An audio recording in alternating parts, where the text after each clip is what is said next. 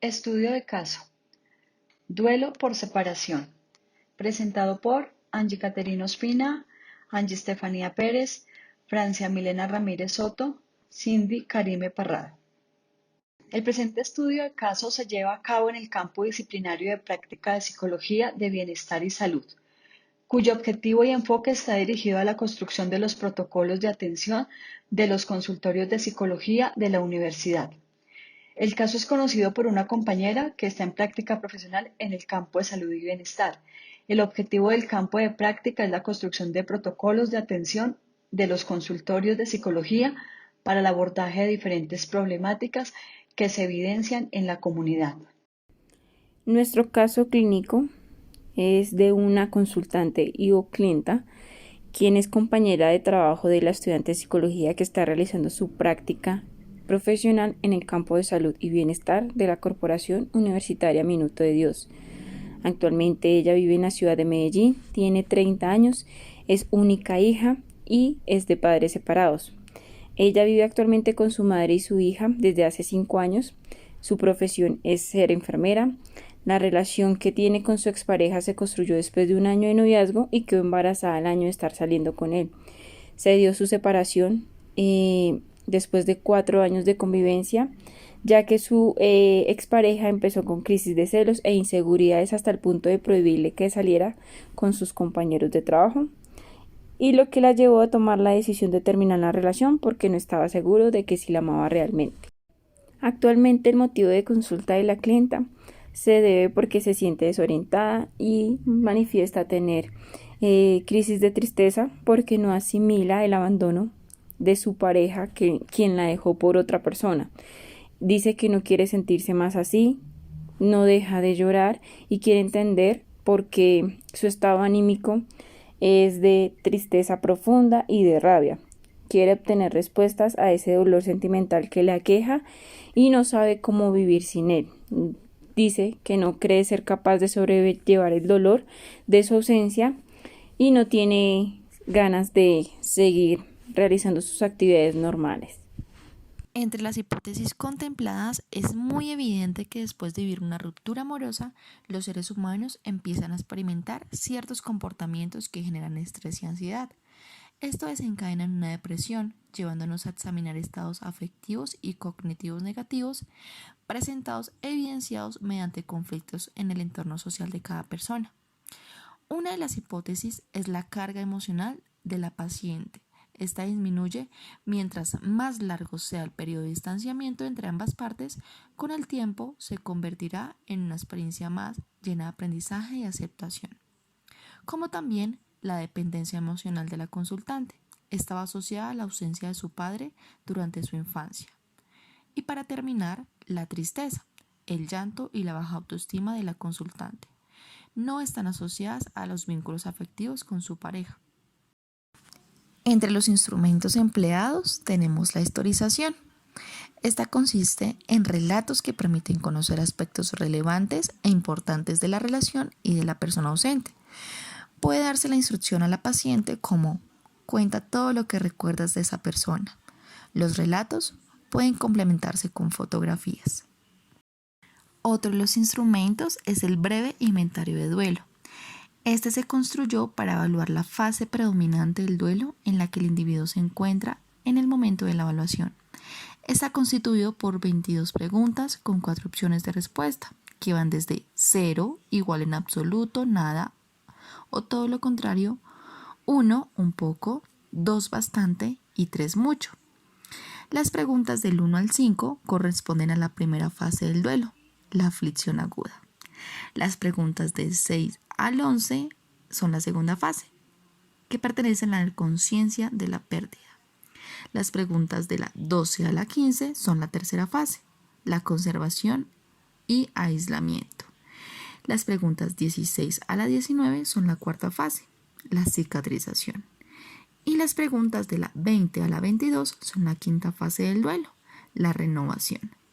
La puntuación mayor obtenida orientada sobre la fase del duelo respectiva predominante. Y para terminar tenemos la escala de autoestima de Rosenberg. Esta consta de 10 ítems Cada uno de ellos es una afirmación sobre la valía personal y la satisfacción con uno mismo. La mitad de las frases están formuladas de forma positiva, mientras que las otras 5 hacen referencia a opiniones negativas. Cada ítem se puntúa del 0 al 3 en función del grado en que la persona contesta y se identifica con la afirmación que lo constituye. Así el 0 corresponde a contestar muy en desacuerdo y el 3 en totalmente de acuerdo. Los ítems son los siguientes. 1. Siento que soy una persona digna de aprecio, al menos tanto como los demás. 2. Siento que tengo cualidades positivas. 3. En general, me inclino a pensar que soy un fracasado. 4. Soy capaz de hacer las cosas tan bien como la mayoría de las personas. 5. Siento que no tengo mucho que enorgullecerse. 6. Adopto una actitud positiva hacia mí mismo. 7. En conjunto, me siento satisfecho conmigo mismo. 8. Me gustaría tener más respeto por mí mismo. 9. A veces me siento ciertamente inútil. 10. A veces pienso que no sirvo para nada. Los ítems positivos 1, 2, 4, 6 y 7 se puntúan 0 a 3, mientras que los ítems 3, 5, 8, 9 y 10 se valoran en sentido inverso. Una puntuación inferior a 15 indica una autoestima baja, situándose la autoestima normal entre los 15 a los 25. 30 es la mayor puntuación posible. Marco teórico. Según Borgius 1996, concibe el duelo como la pérdida de un familiar o un ser querido con sus consecuencias psicoafectivas, sus manifestaciones exteriores y rituales, y el proceso psicológico evolutivo consecutivo a la pérdida, que denomina trabajo o elaboración del duelo.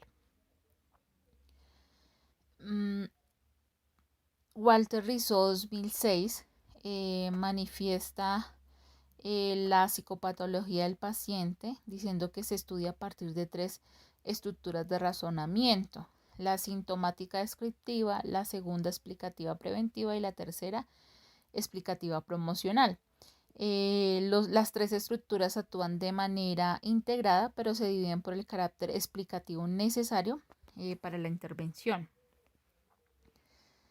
El primer nivel muestra el papel del medio ambiente en la elicitación de respuestas a nivel cognitivo, efectivo y motor, así como en las consecuencias obtenidas a partir de estas como tal. Según el DSM-5 2002, el duelo no es un trastorno mental, aunque en el Manual Diagnóstico y Estadístico de Trastornos Mentales está clasificado en la categoría de diagnóstica de trastornos adicionales que pueden requerir atención clínica. En tanto, la clasificación estadística internacional de enfermedades y otros problemas de salud, que es el CIE-10, lo clasifica dentro de los trastornos adaptativos, solo a las reacciones de duelo que se consideran anormales por sus manifestaciones o contenidos. El término pérdida tiende a evocar pensamientos negativos hacia uno mismo y hacia los otros, e incluso las transiciones más positivas resultan indeseables, pero sin duda necesarias, aunque pocas veces nos percatamos de ello.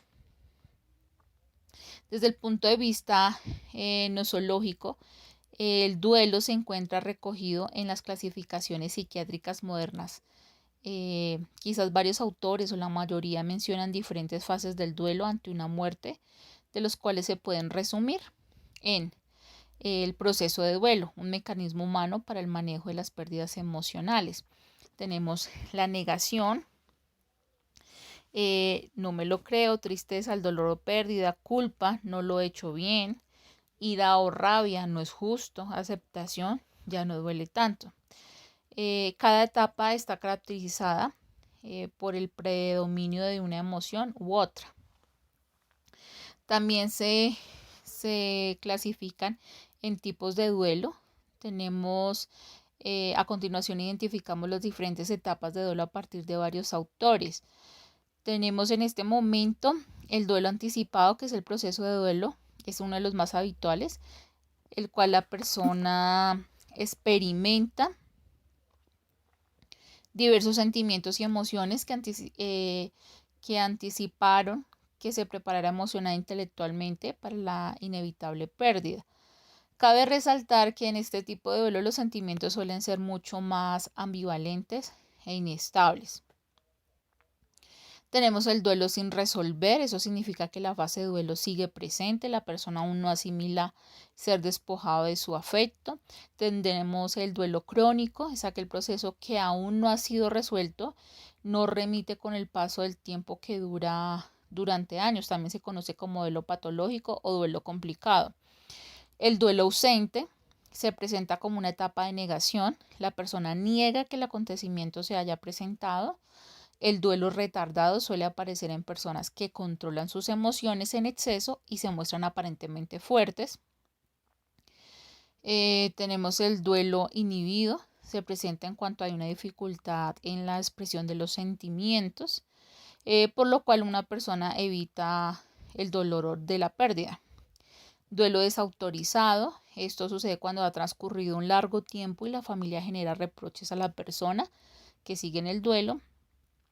Duelo distorsionado, este se manifiesta como una fuerte reacción desproporcionada en cuanto a la situación.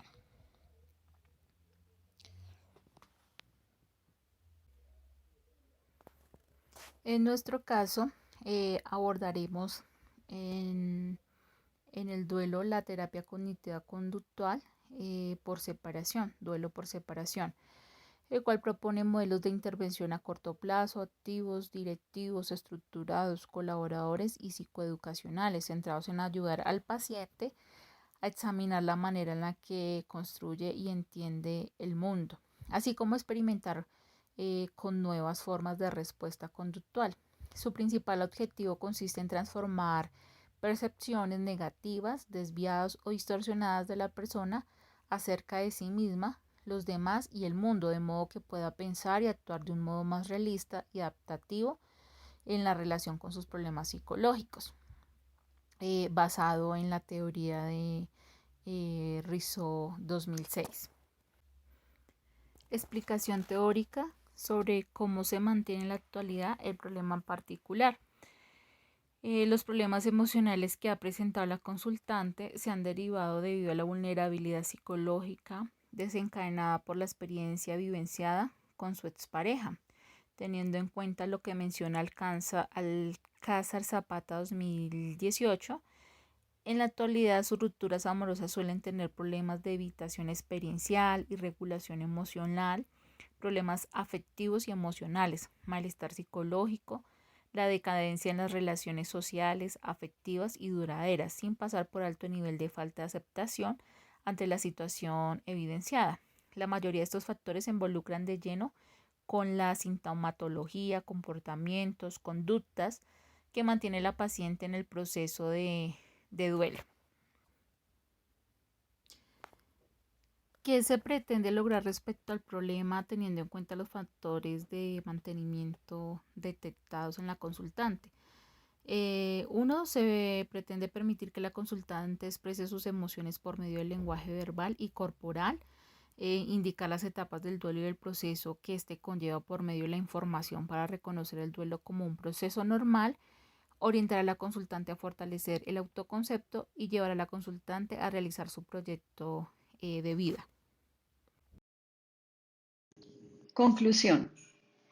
Al finalizar la aplicación de los instrumentos de evaluación, más el complementario que fue la terapia de aceptación y compromiso, con la consultante se logró que aceptara su proceso ante el duelo por la separación y que la aceptación era solo de ella, encontrando estrategias de afrontamiento para liberarse del pasado y encontrar nuevamente su propia felicidad.